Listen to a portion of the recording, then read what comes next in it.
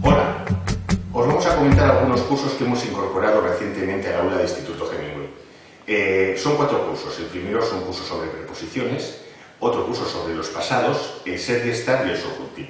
Como veis, son temas actuales de didáctica del español y que están dirigidos a todos los estudiantes de español, a todos los aprendices que quieran mejorar su cualificación en español.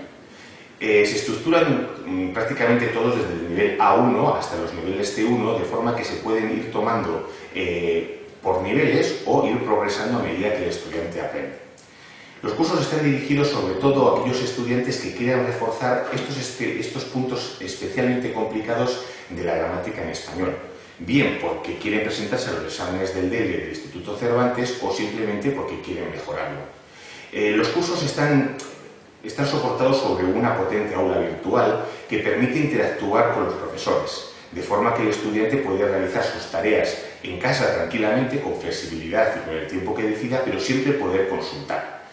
En el aula virtual, aparte de los contenidos, existen materiales complementarios, la posibilidad de realizar ejercicios de autoevaluación y, por supuesto, prácticas. Existe la posibilidad también de comunicarse con los profesores a través del chat o con otros estudiantes a través del foro.